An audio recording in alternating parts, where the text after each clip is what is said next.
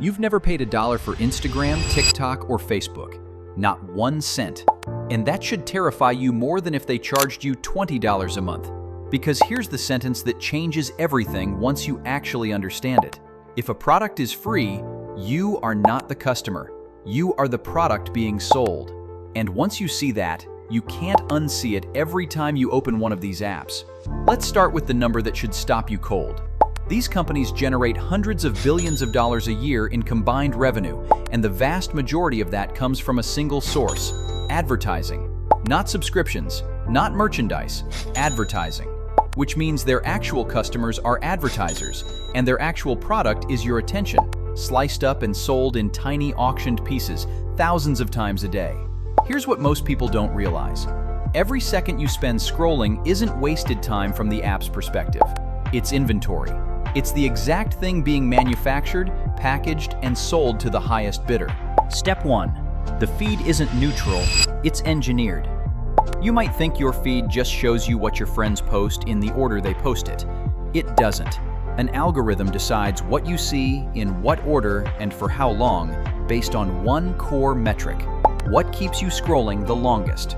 Not what makes you happiest, not what's most useful, what keeps you there. Step 2. Emotion is the fuel, and negative emotion burns hottest. Content that makes you angry, anxious, jealous, or afraid tends to keep people engaged longer than content that makes them calm and content. So platforms don't need to intentionally choose outrage over peace.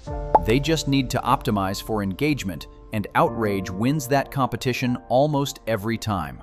The app isn't rooting against your mental health. It's just optimizing for a number, and your mental health happens to be what gets sacrificed along the way. Step 3. The notification isn't communication, it's a trigger. Every red dot, every buzz, every "someone liked your post" is engineered using the same intermittent reward psychology used in slot machines. You don't know exactly when the next hit of validation is coming, so you keep checking. Casinos figured this out decades ago. Social media just applied it to your social life instead of your wallet. Now you might be thinking, okay, but I use these apps because I want to. Nobody's forcing me. And that's true. But here's what most people don't realize. The entire design team behind these apps is working specifically to make wanting to feel unavoidable. Former engineers and executives from major social platforms have publicly admitted that features like the pull to refresh mechanic, infinite scroll, and read receipts were specifically designed using behavioral psychology to maximize time spent, not user well-being.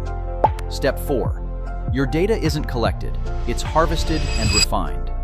Every like, every pause on a video, every search, every location ping gets converted into a detailed behavioral profile. Advertisers don't just target people who like sneakers. They target people who are anxious on Sunday nights, who just went through a breakup, who are 3 days away from a paycheck and more likely to make an impulse purchase. That's not marketing anymore. That's psychological targeting at a scale that didn't exist before. Let me give you an example that makes this click. Imagine a stranger followed you around all day, wrote down every product you glanced at, every emotion you displayed, every time you seemed stressed or lonely, and then sold that notebook to companies who wanted to sell you things during your most vulnerable moments. That would feel deeply invasive. But that's essentially what's happening, just digitized, automated, and normalized because it's wrapped in a friendly blue or pink app icon. Here's the part that should really bother you. These companies aren't secretly evil. This is the business model, operating exactly as designed, generating exactly the outcomes it was built to generate. The apps aren't broken, they're working perfectly, just not for you. They're working perfectly for the advertisers paying for your attention and the shareholders expecting growth every quarter. So why does this matter beyond the discomfort of knowing it? Because once you understand you're the product, you can start making decisions with your eyes open instead of your emotions hijacked. You can turn off notifications that exist purely to pull you back in. You can question why a video auto-plays into the next one instead of stopping. You can recognize that the anger you felt scrolling through a comment section this morning wasn't an accident. It was a successful business outcome.